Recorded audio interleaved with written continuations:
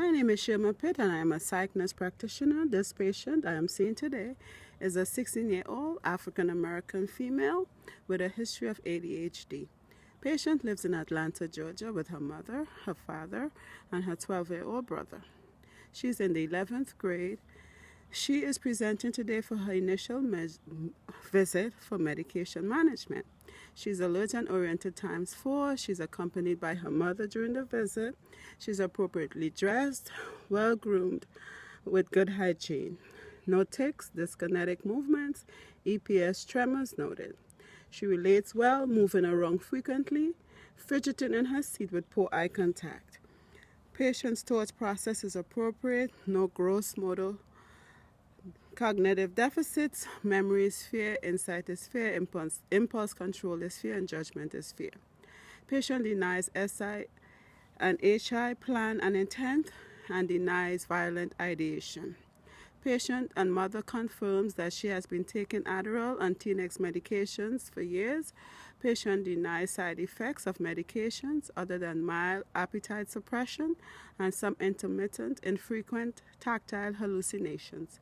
Patient confirmed that she is able to tolerate the aforementioned symptoms and finding medications helpful with concentration.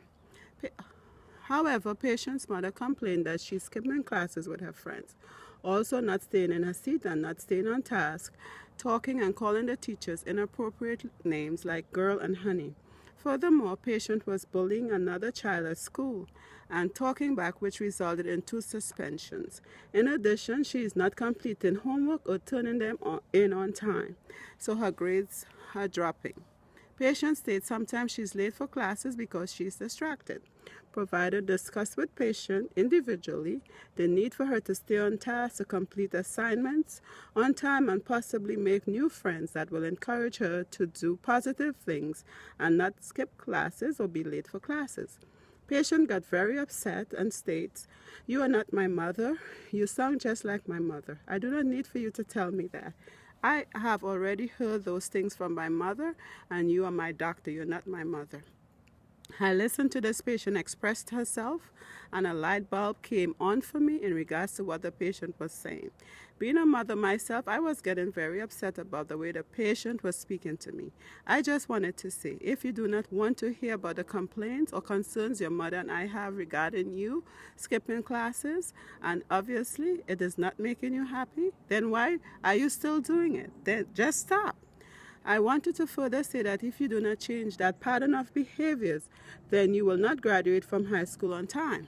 Fortunately, I was able to restrain myself, and I realized that the patient was projecting feelings regarding her mother on me, and transference was taking place. This is my first time encountering transference. I had not encountered transference before.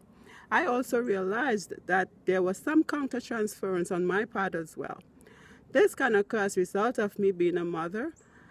I was getting very upset about the way the patient was speaking to me. However, regardless of the challenges we experienced during the visit, I think I could definitely build a good rapport, professional rapport with this patient, so it will be highly appropriate for me to continue to provide great quality care for this patient. What I would do differently is ask the patient what are some goals she would like to accomplish. Also ask her what does success looks like for her. Let her know I see that she's capable of doing a lot of positive things in the hope of developing a good rapport.